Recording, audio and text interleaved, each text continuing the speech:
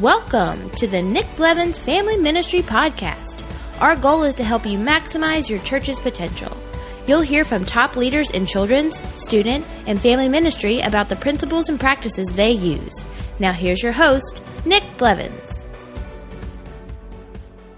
Well, hello and welcome to episode 122 of the podcast. In this episode, I talk with Lisette Fraser, and we talk about a few different topics, really, because when she and I were talking about what are we going to talk about on the podcast, there were a number of things that came up, and I thought, let's talk about all of them. I think they would all be helpful. So we talk a little bit about race and reconciliation and what it looks like in her church that's in a very diverse area. So how do you serve your area well, represent your population, right? How can the church accurately represent the community it's in from a diversity standpoint? We also talk about kind of their discipleship pathway for kids. They call them cornerstones and milestones. Those are, especially the milestone terminology, are phrases a lot of people are familiar with when you're thinking about how do we help parents and kids celebrate those key moments in their life and their faith and growth and all of that, and even transitions, going into middle school or high school or graduation or whatever. We're familiar with that. And she talks about kind of a plan they developed that they have run for 1 year now.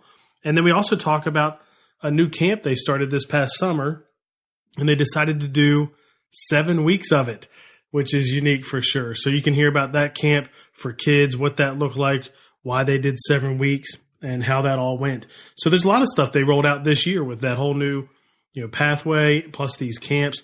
So fortunately, we're able to get to all of that in the interview. So I think you're going to love that conversation. Just a heads up, a couple weeks ago, we had a couple free tribe conversations, as we called them, basically preschool leaders, elementary leaders, student ministry leaders, taking part in a video call and discussing topics that were related to their ministry. Well, we're doing a few more, and they're not this week. If you're listening to this when it comes out, all of them are the next week. But there's going to be one for preschool leaders, for elementary leaders, and student ministry leaders. The elementary and preschool ones will be on Monday the 15th at 1 and 3 Eastern, and the student ministry one will be on Tuesday, October 16th at 3 p.m. Eastern. You can find out all about those in the show notes. Just go to the show notes there, and there'll be a link where you can sign up for whichever ones you're interested in. The show notes can be found at nickblevins.com/episode 122. And that's all I had to share with you before we jump into the interview. So let's go ahead now and listen in on my conversation with Lisette about those 3 different topics and some new things they're doing at their church. Well, today I'm joined by Lisette Fraser on the podcast. Lisette, tell us a little bit about yourself, your family, and your church as we kind of get rolling here. Sounds good, Nick. Thanks so much for having me. As you said, my name is Lisette Fraser. I serve as the lead family pastor at Fellowship Church in Monrovia, California. I am actually a Canadian transplant, so I've been in Southern California for 7 years, and admittedly, due to weather, may never go back. My husband and I have been married. It'll be 20 years this year, actually, and we have 2 kids in high school.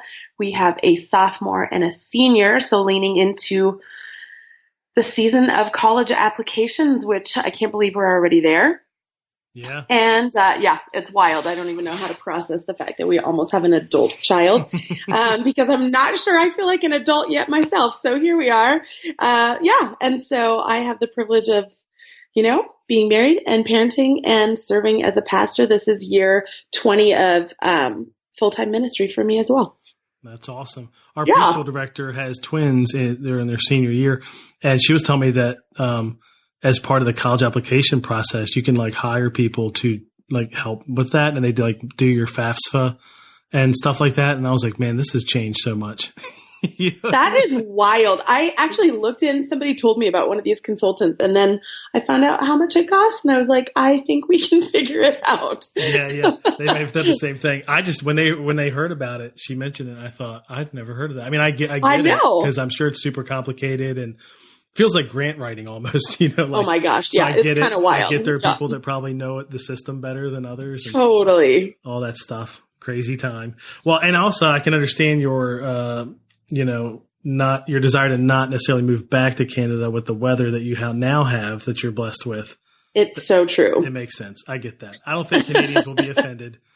I hope not. Yeah. I mean, my mom said there's already been snow multiple times, and we're just not far enough out of summer for that to be true. Oh, yeah. That's all you need to hear. It's like, nope, just kidding. Nope. No. Any thought of coming back? That's right.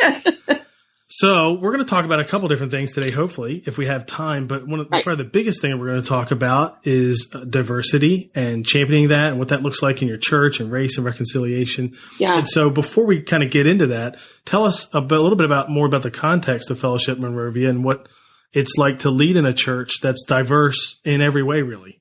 Yeah. I mean, I love it. I think it's one of the most beautiful reflections of the kingdom is this idea of every tongue, tribe, and nation really being together. But yeah, I work in a very, very diverse environment where we don't think the same, we don't look the same, we don't vote the same, come out of very different socioeconomic backgrounds. And I mean, it never fails to still somewhat surprise me, when I show up on a Sunday morning or even at youth group, to just check in on what's going on. And I'll see one child roll up in their Mercedes that they got for their 16th birthday and another child roll up, on a scooter, knowing that they're coming out of the foster home they're currently in, having been homeless not too long ago.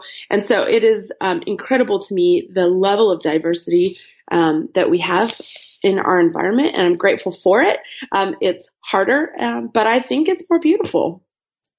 Sure. And what's to give people an idea? Sure. You said it's diverse in every way. What would the makeup be from a racial diversity standpoint? Sure. I would say we would be. That's a great question. If I could give you percentages, I'm not really sure, but I'm guessing. What we do know is that the San Gabriel Valley, where we're located, is one of the most ethnically diverse regions in all of America, and that is reflected on a Sunday morning. I would say we are predominantly probably African American, white, with a strong growing Asian and Hispanic community. Armenian community as well. So yeah, pretty diverse. Yeah. And the bar for diversity is being I don't know if this is a government thing or if it's just some kind of thing that people have followed for a long time. It's not very high because I want to say it's something like if it's more than 30% non-white, sometimes they'll say that. And so the bar isn't very high. So people think different things, I believe, when they 100%. And I would say more than 50% are not white, if that's helpful. Yeah. Yeah. One of our church plants got planted in a community that is, I want to say 60% black, and then 40% is a fairly even mix of white, Caucasian, Asian. And again, that was like super diverse. You know what I mean? For some people, because they're over, a town where maybe it's, I don't know, 68% white, and that's considered diverse, which doesn't feel like it. You know what I mean? It's just that. Totally. So I don't even know where that label came from, but that seems to be one that's used a lot, even in churches, to determine if a church is considered Agreed. And sometimes I think they say, if you have over 10%, I'm like, that does not feel diverse to me. No, but no, that's great. Yeah. And on my experiences too, people in their own church don't have and maybe this is being someone who is white, you don't see the lack of diversity as much as you think, as much as it really is. So that's why sometimes the real numbers are helpful, because you're like, oh yeah, because you think of all certain people and friends, and you're like, oh, but then in reality, it might be 10%. It might be, which no, you're very right. Certainly wouldn't be diverse. So what do you do? So I mean, that's your setting. It's not like something that you have to work for. See, I feel like our church plant, they turned a year old this weekend, by the way. They're working at, while the area is diverse, churches are not. There's not really any church that is a good mix and has diversity. They're all segregated. And that's not because there's any, I don't know. It's not like people want that or, I don't know, they're against each other. That's just how it's been, and nobody has changed that. No church has really been planted there that has changed that.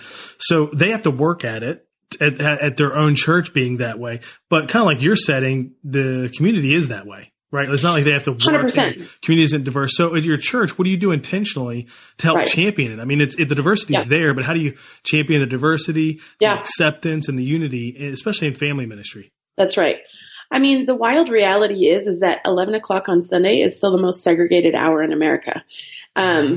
And that's so shocking sometimes to realize that though our schools and our businesses and our communities are very diverse, our churches are not. And I think there's a million reasons for that. And we don't need to get into that side of it. I think the side of it is, what does it look like for us to champion that and work hard towards that and value that and believe in that? And in family ministry, let me tell you, it is hard work for the right reasons, I think, but it is way easier. I think to build something that looks like you, I think what we value as families, what we value as parents, what we believe in, how we see the world, the lens with which we parent and champion whatever the future looks like for our children, can be very, very different, based on our culture, our ethnicity, our economic, standards, all those things. And so for us to say, man, we really just believe the kingdom of God is a diverse, beautiful thing. And so we are going to try to champion us being in relationship with people that don't necessarily look like us and think like us, but believe in Jesus and want to raise our kids to know and love him for a lifetime. And even though a whole lot of other things might be different, what does it look like for us to focus on that piece together and to know that relationship with people that look different than us only makes our lives richer. And so, that means we work really hard to have staff that don't all look the same and think the same. And that means we fight to have volunteers that don't look the same and don't think the same, which is hard. We laugh at training every year. We will say every Sunday morning that we are a gospel-centered, multi-ethnic, intergenerational church. And our leadership teams reflect that as well. But gosh, that's difficult sometimes, because to be fair, how a 70-year-old might think about the world and how a 20-year-old thinks about the world is very, very different. And even how they might think about raising children, right? Just on an age level, we think differently, let alone, culturally or socioeconomically or based on the education we received, all those things. So, so much of it is about us just saying, no, we're going to fight really hard to have diverse teams, and the diversity of our teams then helps us be able to reach families differently. It's also about where we put our priorities, the type of activities we plan. We just got to think diversity all the time. Now, being in a diverse culture where the attendance is that, I don't want to say does it make it easier, because you may not have the comparison to go for that, but right. Like your church, does it make it to where it's going to be a little bit easier? It's not like you have to fight as hard because that's just who's coming? Or do you feel like you have created the church in that way? You have the diverse staff. That's why they're coming. Does that make sense? Like, which one's first? Is it because the community is diverse and so therefore your church? Because I would say no. Like that church plan I mentioned is a good example. Right. The community is diverse, but the churches aren't. So did yours is it like that because you started that way? 100%. It's because we decided that's what we were going to be. So we're only 6.5 years old as a church also. So that's part of the puzzle. But when our senior pastor planted Fellowship, he just said from go, we will be multi-ethnic, intergenerational, and gospel-centered. And that will be the pillar with which we build on. And so we have just fought to reflect that at every corner. And that includes inability as well. And so depending on the type of ministry you lead, sometimes we have a completely separate, special needs ministry. But for us, we've said even with that, we're going to fight to be fully inclusive in everything we do, which just means we have to think differently. That's great. We could talk about that right there. That's a rabbit trail because everybody right, loves that. Totally. That's going to have to be a separate podcast right totally. there. Because everybody wants to, however their church is approaching it, serve special needs families well, whether it's a smaller church or a larger church, a separate ministry, a buddy system, whatever it might be. And would you say 6.5 years old? And so there's obviously challenges too when your church isn't even that established. Oh my gosh. We should definitely talk about that. But back to what we were talking about, you also, as part of your heart for this, you wrote ebook published with Orange about race and reconciliation. Can you tell us about the ebook? What led to writing it? How's it being used? Yeah. Well, it's kind of been a slow build, I think, of a burn of a type of book or a story that I've been thinking about for a long time. It's just, I get asked all the time, how is it that a white girl from Canada cares about race and reconciliation? Because it's not necessarily the most natural path to take, perhaps. And, so that's where it started. And then, one of my friends at Orange had just said, hey, I think you need to write this, challenged me on it. And I was like, okay, I'm going to write the story and just see where it goes. And really it just is that. It's this, the stories of how I really engaged race and reconciliation and what that has looked like for me as a white girl. because I think a lot of what we're reading challenges us on lots of different levels, and it's incredible. But I mean, in specific, what is the journey for a white person? Because we're coming at it from a different perspective than a person of color. So that's really how it started and where it came from, and that's why I wrote it. That's great. And I know Orange has been heavily focused on that. We had Sam Collier on the podcast, and he was talking a little bit about that. I saw recently how they were celebrating something like 53% of the student ministry, like the XP3 curriculum speakers, or was it 53% non-white, I think maybe is what it was. And I don't know if that was like the specific, getting 50-50 was the goal or what, but I saw that was being celebrated, which is pretty cool. For sure. So I love the way they're, even like I think we mentioned this on a different podcast, the rural church angle. Like they're trying to reach all of the churches, that especially in the U.S. that are using their curriculum and have unique contexts. And so I think they're making a lot of ground. And certainly this one with the city strategy stuff that Sam's a part of has seemed to be working really, really well. Yeah. That's great. Any other thoughts you have about ministering in that context, or what you'd say to churches that want to reach more of the community that maybe they're not really representing, on Sunday, before we jump into a different thing that I want to ask you as you do it yourself? Sure. Yeah. I mean, I just really believe that at the end of the day, the kingdom of God is going to reflect diversity. And, on Sunday mornings, it should be a reflection of heaven. And so when the church has actually been a place that has not reflected that in all kinds of ways, and that's a loaded sentence, I think. But what does it mean for us to really chase the fullness of the kingdom of God here on earth as it is in heaven? And so it's a challenge. It's not easy. I would never pretend to say that it is, but I think it's worth us fighting for. And I would say in our country right now, we're pretty polarized on this topic. I think we see it in the news all the time. And so what does it mean for us to be a place of unity, of a place of reconciliation, which I think the gospel, that is the heart of the gospel, is reconciliation between us and God and us and one another. And so, that's why we do it and why we need to fight for it. And I'm always up for that conversation because it's so hard, but I think so beautiful. Mm-hmm. That's great. You mentioned when you were talking about things we could talk about, you said that you have, and we're totally shifting gears here now. Totally. A brand new conversation. Shift. Let's go. And hopefully we have enough time for one more, because there's a few things that we had talked about before.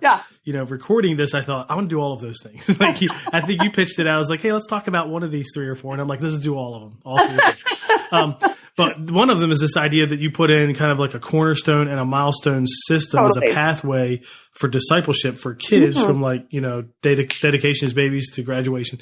And I know people are asking about that kind of stuff all the time. So tell us about what that is, how you started it, like where is it now, and how do you use it? So good.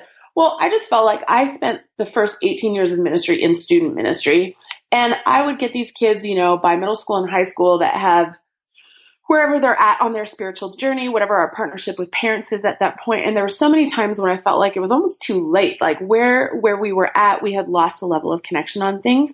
And I think we just have this reality where we know by the time kids graduate from high school, 50% or somewhere in that realm are graduating from their faith. And I was like, that feels super unacceptable to me, both as a parent. I don't look at my 2 kids and go, well, I hope one of you makes it with your faith. Yeah. But also as a pastor, I'm like, I think about all the students I've invested in and care about, and just to know that reality that a lot of them have walked from their faith at this point breaks my heart. And so I felt like, man, let's read the best research on this. Let's think about this. Let's pray about it. What does it look like? And I think what I just continue to be struck by is like, where do we have these moments where our kids can really ground their faith and go, man, I significantly invested in my faith in this season, and that built like a cornerstone of faith for me, where the rites of passage, all those things. And so that's how we started this journey, where we said, okay, what does it look like for us to create these spiritual cornerstones for kids? But the other side of it was like, man, I feel like our parents feel really ill-equipped spiritually most of the time, though we know they're the strongest influencers of their kids' faith. And parenting has changed so much in the last 100 years. Mm-hmm. What does it even look like to be successful as a parent anymore? With extended adolescence, with all those things. And I was like, man, how do we champion our parents better? So basically we created this thing that we said at significant developmental milestones, we would help create these spiritual cornerstones. And it really was this discipleship pathway, both for kids and their parents, though they're separate as the kids get older. But it would be an investment both in the parents to spiritually encourage them and encourage them in parenting their kids spiritually, and then for kids to have these, cornerstone moments. So what are some examples and how do you use it? Because I'm wondering too, I mean, this isn't obviously a lot of churches have something like this, but I'm also interested to hear which of them are things kind of you organize and put on, and then what are things that you just give for them to use at home? Right. Yes. And we're still in the building phase of all of it, where I think we're trying to figure out how to do them better. So we start at dedication, like many places do. We looked at natural rhythms, like third grade Bibles were a thing, but we said, okay, how do we expand that? So we do dedication, which is obviously babies with their parents. We do one class with them. We give them some resources. We encourage them, have some spiritual moments there, bring them in front of the church. But then we started one at 2 and 3 years old that we call anticipation, where we're like, you're anticipating what their future will look like. And we just start building in rhythms, very much like what even Orange uses to say, man, you already have bedtime and you have bath time and you have food time or eating time, I believe that is called. How do you, meal time, there we go. How do we use that to build some spiritual rhythms already in a child's life when they're 2 and 3 years old versus waiting until they're in elementary school or older? Let's start building rhythms now.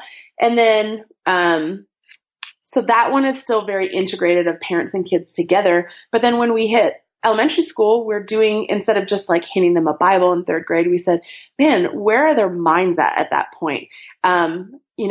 They are building a foundation of faith. They can memorize almost anything at that age. They love competition. They love all those things. What would it look like for us to create like a 6-week experience for kids that age and really invest in those things and utilize those minds and build a foundation of faith that hopefully lasts them a lifetime?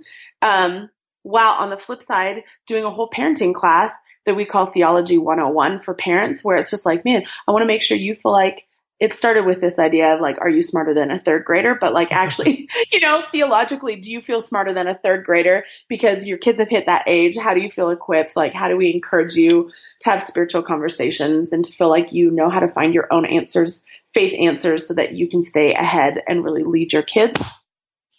And then it goes from there. So we have one in middle school that we call Formations, where we're really forming spiritual habits. And some of that even came from back in the day. Purpose-driven youth ministry used to do the habits of faith that they would use in middle school. And we're like, that is a great, idea. How do we make that relevant for our students, our context, our whatever? And that's kind of how that went. So, yeah. And these are all like you host, I don't know if event might be too big of a word, but is it like an event that you host and you walk them through it? Yes. So, and we just have different people who, it's so hard for me to we have 2 of them rolling right now. So I'm trying to envision in my head. We bring in small group leaders for the kids, where they'll have other adults that invest in them outside of their regular small group leaders, or parents. So they gain some more adults in our church that will coach them through the class. We'll have people who teach the different classes for the kids, like create the experience, as well as the parenting side of it. So we'll just utilize people that we know are great at those ages and stages and have written curriculum for them and take it away. Yeah, and some of this was just rolled out this spring, right? How did it go first time around? Totally. You know what? We're learning a lot. So we have done all of them once. So we have 7 of them, and we've done all 7 one time, and we're pretty much rewriting a little bit of all of them. Sure. Yeah. But what we saw was, man, for our students, like our kids and our students, they loved it. They loved the deep dive, the intentionality, the challenge of it. All of it has homework attached to it. Like we kind of make it a kind of an intense, like, if you're going to do this, you're doing this, and they get excited and they dive in for it. And then the parents have so appreciated it because there's not a lot of places where they stop for a minute and really think about how they're parenting spiritually. Even though in church they're being fed spiritually, they're not necessarily thinking, man, how do I keep the top priority for my child for them to know and love Jesus for a lifetime? So, so far we've had great feedback and we're doing a lot of tweaking. Yeah. 7 of them, you said 7 different things that are part of it. And you used the terms cornerstone and milestone. What are the differences there? Right. And we're not even sure if the language is the best, but that's just what we call them. So that's where we're still at. Cornerstone is like a spiritual cornerstone that our kids are building their faith on. And then milestone in our heads is the parenting side, where we're thinking different developmental milestones require us to think differently as a parent. And so how do we invest in our parents at those like significant stages to say, hey, your kids are developing differently now. How do we like encourage you to parent for this age and stage? That's great. And I don't even know if you have this yet, but I imagine at some point, or maybe even the very beginning, did you kind of brainstorm the map, or so to speak, or like totally? I don't know if it's official, but there's probably like a map somewhere of these things all together. There sure is. Yeah. And we spent about 8 months as a team working on them. Every week, actually, we met to work on them, to do research, to do all kinds of things. And then, did our first round of beta testing this year. So. That's awesome. Is it the kind of thing where you'll do something this fall too, or is it you all do it all in the spring? Is it like a once a year? Most of them are once a year. We do like baby dedications. We'll do 4 times a year. The other ones are currently once a year. So we run 2 of them in the fall, 3 of them in the spring, dedications all the time. And then there's one I'm totally missing. So yes. Yeah, they're all the time. All the time. Graduation, there's maybe? Some. Graduation. That's the one. There you go. Thank you. Yep. I was thinking, what happens one time? Let's see. Oh, graduation. That would make sense. It for sure does. Yeah. That's awesome. So, also, there's something else you mentioned. And like I said, there was like a few things you mentioned what we could talk about. And I thought, let's do all those. One of them is also something that's kind of new. You did a new version of camp this year, 7 weeks. People were probably listening thinking, well, 1 week of camp is enough. Right. What is wrong with you is the question. Why would you do 7 weeks of camp? Yes. Don't you like summer? I mean, I know it's California. Not. It feels great all the time, but 7 weeks. So but it also had a unique focus. So tell us about what that was and how it went. Yeah. Oh my gosh. Yes, I'm still reveling in the insanity of what we decided to do or felt God inviting us to do. It was really compelled by a few different things. One of them was, as a staff, we did a tour of the Union Rescue Mission, which is on Skid Row in downtown Los Angeles. It's, I believe, the largest homeless shelter in America, actually. From what I know, that could be inaccurate, but that is what I have heard. And we did a tour of the ministry and just wanted to see what was happening, right in close to us anyway. And I will never forget getting to the 3rd floor and the doors opening and being welcomed to the family unit of the homeless shelter. And somehow in my head, people experiencing homelessness are not kids and students. That is not what was in my mind. Mm-hmm. But to realize that the increase in the number of young people and kids and families living on the streets just broke my heart. And I couldn't get that out of my mind. Then we also did a tour of a ministry that is connected to us, which is Harambe Ministries, that Dr. John Perkins, if you've heard of him, started Harambe houses all over America during just around the civil rights era and just after that, realizing that in some of the messiest and the hardest places in our country, if he began something for children, it would radically transform communities. So in LA County, on the bloodiest corner, which happens to be in Pasadena, he opened Harambe House as a house and a school for children to change the community, which it did. It has transformed that community, but that community still has a lot of needs. And so again, it was just a group of kids that I thought, who is thinking about their summer? I know there people are, but what does it mean for us as the church to be faithful in that? And then just I happen to love reading the Message, and in John 1:14, the way that Eugene Peterson wrote it is he just says, the word became flesh and blood and it moved into the neighborhood. And it felt like all those things collided in my head. And I was like, man, what does it look like for us as a unique body of believers to move into the neighborhood as a really diverse community that has figured out to a certain extent how to live and do ministry diversely? How do we bring camp that also then reflects the communities we live in? Whereas even for us, admittedly, we have taken our kids to camp and we are really diverse, and we go into environments that aren't diverse and we feel like we don't fit. It doesn't make sense when we go into some of these places. And so we have had, our kids be racially bullied at camp. And I was like, man, if I tell our kids that when they're a part of us and they're with us, that they're safe and they're loved and they're cared for, and I take them to environments where they aren't, that doesn't make sense to them.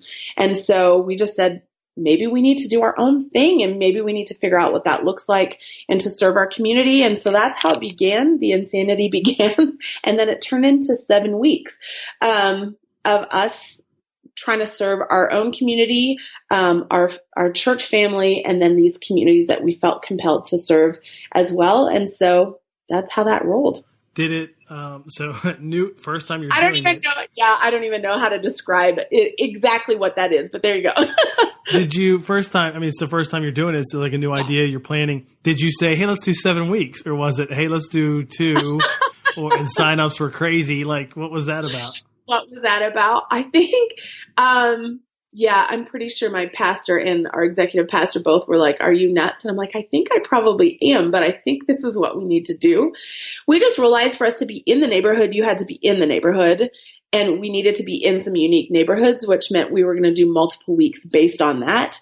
And then there was an element where I realized there's no way we're going to get these camps off the ground without a ton of staff. And so how do you build a volunteer squad and a leadership pipeline? And I just always believe middle school and high school students can do way more than anyone thinks they can. And so we decided the first week would actually be a leadership camp. So that's part of how that, and we were like, man, if we can build an engine of young people that could get passionate about this idea and give them some leadership tools, they could help us run the whole summer. So that was part of, that became then week 1 for us. Then we realized at home base, we would run a couple weeks. We'd just separate them. Then part of it was we wanted to run something for students. And so that was going to be a week, that would be out of the city. Then one of our neighbors to us is Mexico that's very close by. And so we said, what would it look like for us to be a good neighbor just across the border? So that became 1. So it started with 7. Once we got there, but I see now it's not 7 weeks. I was thinking 7 weeks of basically the same thing. Yeah, no. And just the sheer numbers. A lot of like a lot of summer camps run, quite honestly, but usually not hosted by churches. Totally, separate organizations. But that makes sense. So they were kind of like different purposes, different groups. They were different purposes. So I would say 4 of them looked very similar. 2 in Monrovia, 1 in Pasadena, 1 in downtown LA, like kids camp. Use the AMP curriculum. You know what I mean? Those looked very similar, although the demographic was quite different at each. But then the other 3 were pretty unique. Yeah, that was a good idea to start the first week with the leadership thing. Because I was going to ask, how did you recruit to do that 7 times? I mean, most people listen thinking, well, I got the 1 week I can't recruit from. Right, which is really hard. Or the 1 student ministry trip or something. Yeah. Well, and it was such an insane thing because I decided in December, I kind of got the go ahead and it was like, well, hopefully we can raise some money. It was such a like, what are we doing? And I don't sound nearly that planned out, but I tried to be as strategic as possible, but I went to 6 of the best young adults in our church that I knew of that loved kids, that had great skills. And I was like, I'm sure you're getting great summer job offers, but I'm going to build these camps. And I need some people and I don't know what I can pay you, but I need you for January through May. You can finish school and then work the whole summer, May through August. And I was like, would you give it a shot? And so 6 of them said yes. And so that was part of it, is they were the engine that helped build it. That's awesome. How, what was how many kids and students, were able to have in camp in the 7 weeks? Do you have any idea? Right. Yeah. No, I think we ended up with about 750 campers that we saw, depending on the week, throughout the summer. God did some really unique and beautiful things that I think there's snapshots, right, that we'll never forget. We took our middle school and high school students to Yosemite, and 35 of the campers we took with us were currently living on Skid Row. And so to think like what that brought to who was there and what that looked like. But it was phenomenal to watch God do what only he can do, for our students to just really, and our leaders, I just said, it is not us and them. It just needs to be us. And so whoever comes, it is us. And they embrace that so beautifully. And we watch kids, find community and find hope and find healing and find Jesus, who just don't experience a lot of that and feel pretty forgotten a lot of the time. That's great. Is year 1. What would you do different next year? Is it 7 camps next year? Is it 14? 14 camps next year? 14 camps. I think we'll probably do 7, 8, 9 probably is my guess for next summer. Nice. The demand is certainly there, and we just didn't know what we were fully doing. Our largest week was over 200. And I think it could go bigger than that, but I'm grateful God didn't give us more than we could handle, because he knew we couldn't handle it. And that was already great, like, hey, you're doing 7. I was thinking 2. No, I'm just kidding. I'm just kidding. Totally. He was probably just laughing up in heaven going, what were you thinking, girl? Which is a great question. So, but yeah, no, we'll do it again. I think we really realized, for kids that are experiencing homelessness, when we took them to Yosemite with us, I believe that allowed them to experience healing and see some healthy dynamics, which they don't necessarily get to see. I mean, Skid Row is a trauma-inducing environment all the time. Whereas when we did the little guys camp with the kids from Skid Row, we took them off-site from the Union Rescue Mission. But we did it for just them, and I'm not sure that was the right move. I think we should have included them in one of our other camps. I think that would have been healthier for them and more encouraging to them. So it's things like that we're thinking about. Staffing, we're thinking about. My sanity, I think my family is thinking about. Yeah. So, yeah. That's great. Lots to think about. Well, I'm glad we got to hit all these topics that we talked about wanting to hit, which is great. Yeah, so fun. Real quick, we mentioned the Race and Reconciliation book before. How can people get that?